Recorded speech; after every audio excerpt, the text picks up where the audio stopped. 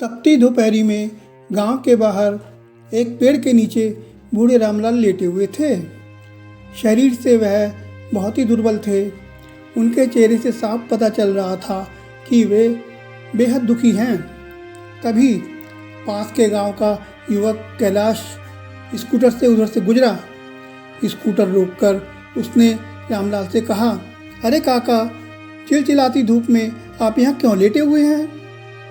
सुनकर रामलाल फफक फफक कर रोने लगे। रोते रोते उन्होंने कैलाश से कहा, बेटा, अब मेरी फूटी किस्मत में छाँव कहाँ? कहकर रामलाल सुबकने लगे। तब कैलाश स्कूटर से उतरा और रामलाल को तसल्ली देते हुए बोला, काका, मैं आपके बेटे जैसा हूँ, बात क्या है मुझे बताओ तो सही। रामलाल रुआंसे से बोले, बेटा कैलाश, मेरे चारों बेटों ने धक्का मारकर मुझे घर से निकाल दिया है। हैरत से कैलाश ने रामलाल की ओर देखते हुए कहा, क्या कह रहे हो काका? रामलाल बोले, हाँ बेटा, तेरी काकी के गुजर जाने के बाद मैंने अपने चारों बेटों को अकेले ही पाला पोसा। मैं चाहता तो दूसरी शादी भी कर सकता था, पर मैंने यही सोचा कि कोई दूसरी आएगी तो वो न जाने मेरे बच्चों के साथ कैसा व्यवहार करे। यही सोचकर मैंने दूसरी शादी नहीं की। इतना बोलकर रामलाल चुप हो गए। तो कैलाश ने कहा, इस बात को सब जानते हैं काका, बेटों के प्रति आपके प्यार व स्नेह के बारे में सबको पता है। रामलाल बोले, कैलाश, मैंने अपना पेट काट काट कर अपने चारों बेटों का अच्छे से लालन पालन किया, उनकी शादी ब्याह किए। अब जब मेरे सुख भोगने के दिन आए तो मेरे बेटों ने दूध में से मक्खी की तरह निकालकर मुझे घर से बेघर कर दिया। आज 3 दिन हो गए मुझे भूखा प्यासा इस पेड़ के नीचे पड़े हुए। सुनकर कैलाश बोला, अरे, यह तो आपके बेटों ने आपके साथ बहुत ही बुरा किया काका। हाँ बेटा, मेरे लिए उन्होंने घर के सभी कमरों में ताले लगाकर मुझे धक्के देकर घर से बाहर निकाल दिया। मेरे खेतों पर भी चारों ने कब्जा कर लिया है। कहकर रामलाल फिर रोने लगे। यह देखकर कैलाश ने उनसे कहा, काका, आप फिक्र न करें, मैं आपके साथ चलकर आपके बेटों को समझाऊंगा। रामलाल बोले, कोई फ़ायदा नहीं बेटा, उन्होंने मेरा बहुत ज़्यादा अपमान किया है, इसलिए अब मैं अपने भरण पोषण के लिए अपने नालायक बेटों के आगे कभी भी नहीं गिड़गिड़ाऊंगा, चाहे भूखा ही क्यों न मर जाऊं। यह सुनकर कैलाश सोच में पड़ गया। कुछ सोचकर उसने रामलाल से कहा, काका, आप फिक्र न करें, मैं आपको न्याय दिलवाऊंगा, आप मेरे साथ मेरे घर चलो। पहले तो रामलाल उसके साथ चलने में हिचकिचाए, फिर कैलाश के बार बार कहने पर वे उसके साथ चले गए।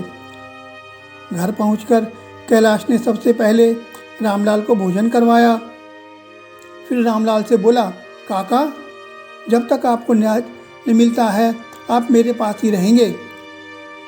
कैलाश की पत्नी गौरी ने भी कैलाश के कथन का समर्थन किया। उन दोनों का अपनापन देखकर रामलाल की आंखें भर आईं।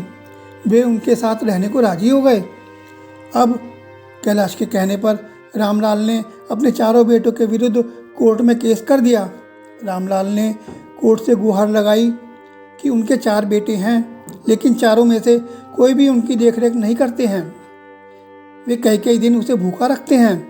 अब उनके बेटों ने धक्के मारकर उन्हें घर से बाहर निकाल दिया है और उनके खेतों पर भी कब्जा कर लिया है। उन्हें न्याय दिलाया जाए। कोर्ट से रामलाल के बेटों को नोटिस भेजा गया, पर उन्होंने नोटिस का कोई जवाब नहीं दिया। तब जांच के लिए नायब तहसीलदार, भरण पोषण अधिकारी और गांव के थाना प्रभारी पुलिस के साथ रामलाल के गांव में पहुंचे। जांच में सारा सच सामने आ गया।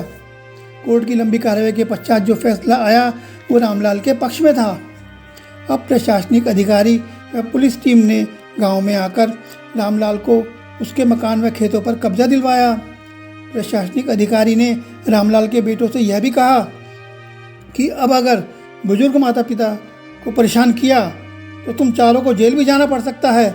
अब अगर तुम चारों अपने बूढ़े पिता के काम में किसी भी प्रकार की रुकावट डालोगे तो कानूनी कार्रवाई भुगतने के लिए तैयार रहना। ये सुनकर बूढ़े रामलाल के चारों बेटे सहमकर एक दूसरे का मुंह देखने लगे।